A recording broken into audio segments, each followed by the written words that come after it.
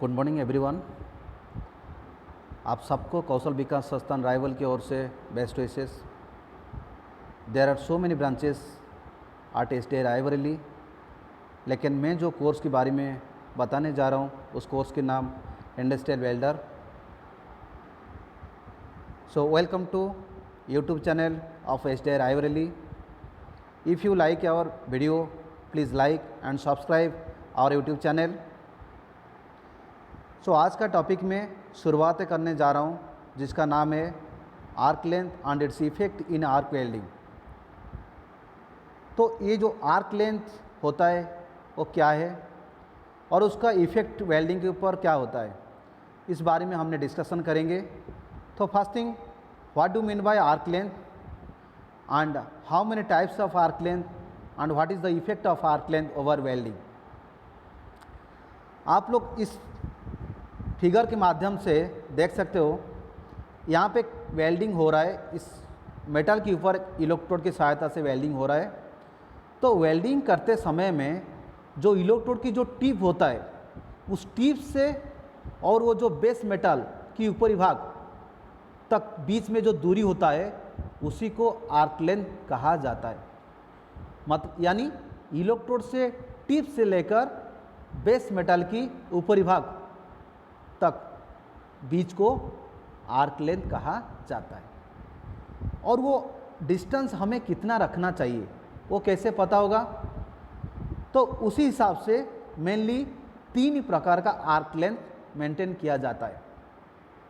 तो उस डिस्टेंस को हम कैसे मेंटेन करेंगे, क्योंकि जब वेल्डिंग करते समय में हमने अलग अलग साइज़ का इलेक्ट्रोड इस्तेमाल करते, जैसे 2.5 mm, 3.15 mm, 4.0 mm, 5.0 mm, ऐसे अलग अलग इलेक्ट्रोड साइज़ हमने इस्तेमाल करते।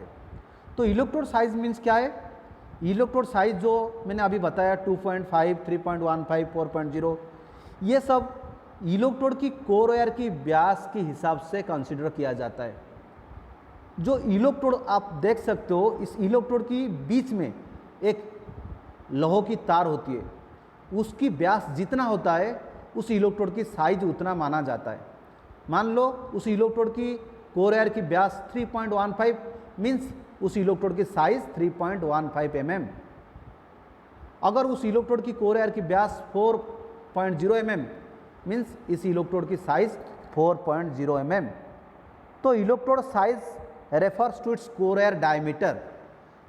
ओके, तो ये जो कोर वायर की डायमीटर के हिसाब से इलेक्ट्रोड साइज माना जाता है।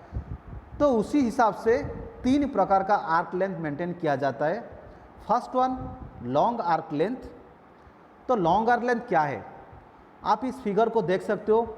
नीचे एक मेटल रखा गया और ऊपर से इलेक्ट्रोड रखा गया, और इस मेटल से सरफेस से लेकर इलेक्ट्रोड की टिप के बीच में जो दूरी उसको हमने L लिया, और उस इलेक्ट्रोड की जो कोर वायर जो लोहे की तार बीच में जो है उसको हमने D ले लिया। तो यहाँ पे आप देख सकते हो जो ये जो L की डिस्टेंस D से ज़्यादा है, means when the distance is more than the diameter of core wire is called as the long arc length. मतलब इलेक्ट्रोड की टिप से लेकर जॉब की ऊपरी भाग तक जो डिस्टेंस वो अगर इलेक्ट्रोड की डायमीटर से ज़्यादा हो जाए उसको हम लोग लॉन्ग आर्क लेंथ मानते हैं। Next, medium arc length. Medium arc length क्या है ना, इस फिगर में भी देखो L यानी आर्क लेंथ, D यानी कोर वायर डायमीटर, यहाँ पे दोनों बराबर है। मीन्स जब इलेक्ट्रोड की टिप से लेकर जॉब की ऊपरी भाग तक जो डिस्टेंस होती है वो अगर इलेक्ट्रोड की डायमीटर यानी कोर वायर की व्यास की बराबर हो जाए तो उसको मीडियम आर्क लेंथ कहा जाता है। Simply, if the distance is equal to the diameter of core wire is called as the medium arc length. Next, short arc length. Short arc length क्या है ना, अगर इस आर्क लेंथ की distance core wire की distance से अगर कम हो जाए उसी को शॉर्ट आर्क लेंथ कहा जाता है। If the distance is less than the diameter of the core wire is called as the short arc length. अभी आप देख सकते हो इसमें जो आर्क लेंथ की जो डिस्टेंस अभी ये कोर वायर की डिस्टेंस से बहुत ही कम है, इसलिए उसको शॉर्ट आर्क लेंथ कहा जाता है। तो मेनली आर्क लेंथ कितने प्रकार का है? 3 प्रकार का है। एक लॉन्ग आर्क लेंथ, एक मीडियम आर्क लेंथ और एक है शॉर्ट आर्क लेंथ। ओके, ये जो arc length, different types of arc length, ये इलेक्ट्रोड की साइज के हिसाब से हमने मेंटेन करना पड़ता है। तो now come to first, what is the effect of long arc length on welding. अगर हमने लॉन्ग आर्क लेंथ रख के वेल्डिंग करें तो क्या असर होगा? पहले बात, लॉन्ग आर्क लेंथ वेल्डिंग करने से हमारा जो आर्क जो प्रोड्यूस होता है वो अनस्टेबल होता है, वो बराबर कंटिन्यूसली वो प्रोड्यूस नहीं होता रहता है। Second cheese, oxidation of weld metal. Long arc length रखने से वजह बाहर एयर से यानी एटमॉस्फेयर से जो ऑक्सीजन, नाइट्रोजन वगैरह जो गैस है वो मोल्टेड मेटल के अंदर तक आने का संभावना होता है। तीसरा, पोर फ्यूज़न एंड पेनेट्रेशन। इसमें फ्यूज़न कम होता है और पेनेट्रेशन भी कम भी होता है और ज़्यादा स्पाटर इसमें दिखाई देता है।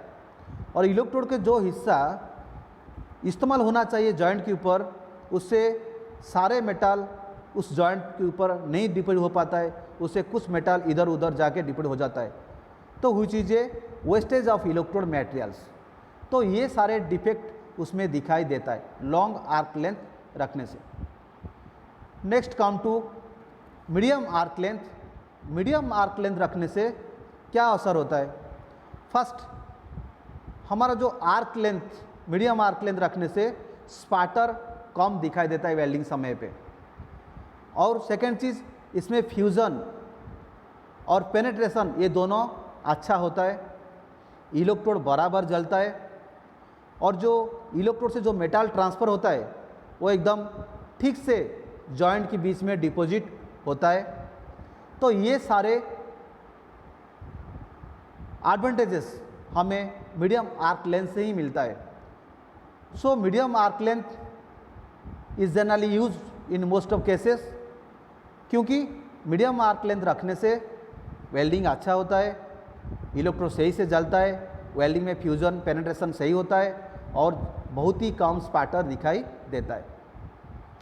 Next one, short arc length. अगर हमने शॉर्ट आर्क लेंथ रखे तो क्या होगा?